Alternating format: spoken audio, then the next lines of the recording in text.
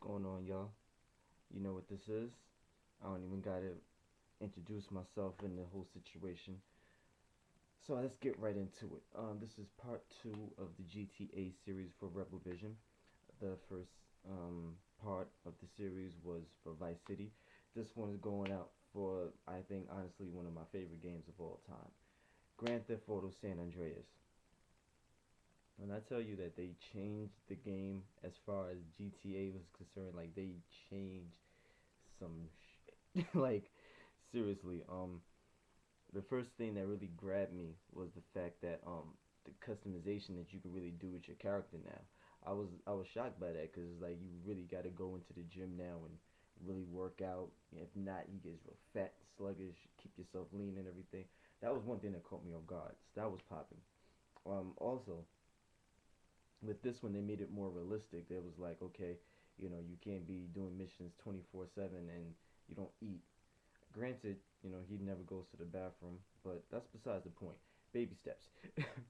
So you actually had to start getting something to eat every time you get hungry or whatever. So I thought that was cool. Also, with this one, you was started, you were able to start taking over turfs now. So that was pretty dope. Like you had the gangs that you had to wipe out and everything. I love the storyline. The storyline was insane. Like the stuff you had to do was out of this world. A GTA memory for San Andreas definitely had to be when you was on that like that abandoned, not abandoned, but that secret landing strip in like the mountains and the canyons, and you had to get a motorcycle and race up on the airplane. And you was in the airplane, you had to shoot it out with FBI agents, and then you had to take a parachute and fly out. I was like, impressive, impressive. There was also one where you had to sneak inside Area 51 and hijack the jetpack. Bananas. Like that's all I could say is bananas. Um, what else? It was like so many missions, honestly. The mission where you had to like destroy the weed plants and you started getting high and you had to drive home. Funny stuff. Like I don't know where they get this stuff from.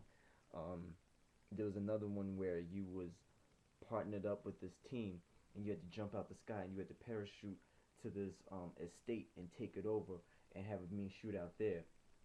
And it was so much stuff you had to do while you was in the air. It was just like wow. Matter of fact, one where you had to do where you was on ground for once. There was a mission where I think you had to you was on, yeah, I think you was like you had to use a get a dirt bike, get on top of a train and start airing out some of the gang members or something like that. Or they was on the train, you had to race up against them with the motorbike. I was just like, jeez. And it was so crazy because the path and the trail that you had to be on. So that was one. Oh man, so many missions.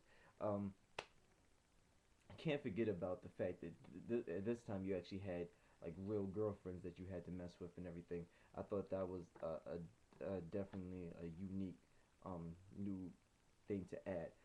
Catalina was insane. She was crazy. Like I still remember her because she was just such a nympho. At the same time, she was very bipolar. So that was crazy. Um, oh, I cannot forget about the casino heist. That was so Ocean's 11. I was like, yo, this is what's up. It was one mission where you had to hijack the cars, but you was on the highway, and it was just so much. Oh my goodness, you had to steal the blueprints from inside the building. You had to be stealth about it. The actual casino heist itself was crazy. Then there was a mission where you was on one plane, had to jump out and catch another plane in midair, and that plane was gonna take you, I think, to Liberty City or Liberty Island, whatever they called it. And you had to have a brief shootout there and come right back. I was just like, goodness. By far, I think the greatest GTA game they will ever make. GTA 5 has a lot to live up to because San Andreas really changed everything for me. Um, what else happened in GTA that I can't just like? one thing too that would really impress me was the layout. The map was the like the biggest map I've ever seen as far at that point, and it was just like the places that you went in, the way that the environment changed. Like you was in the you had to stay out in the woods because of the cops was looking for you, so you had to lay low, and they took your brother, so you had to find a way to get your brother bailed out. I was just like, goodness grief. Um, I don't know. Like I love the whole West Coast feel to it. Definitely, you definitely felt like you was in Cali. Mind you, never been in Cali a day of my life, but it just had every all the symptoms that it like like that like this is how Cali is. Um, Speaking of which, they actually had like the Dance Revolution kind of thing. Like you had to press the buttons, and he was able to dance along and everything like that. That was cool. The fact that you actually had to take people out on dates in order to get affection or to get certain items. Like there was one girl you had to date, you had to get the keys from, so you can get so you can further progress with the casino heist.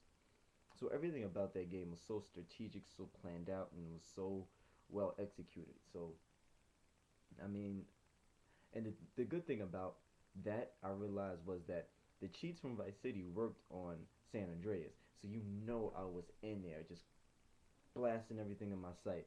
Once I found that out, there was just no turning back. Um, Let me see, what else happened. Um, the I think the episode. I mean, there was a scene where you had to save the guy from falling and killing himself and jumping off the building. So you had to angle the truck to make sure to catch him. I thought that was pretty dope. The last level or boss, whatever.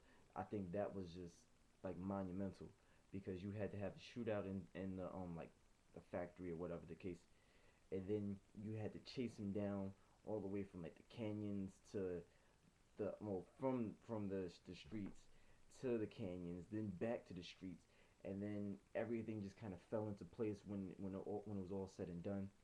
I thought it was ill that you had Samuel L. Jackson as the crooked cop. That was cool.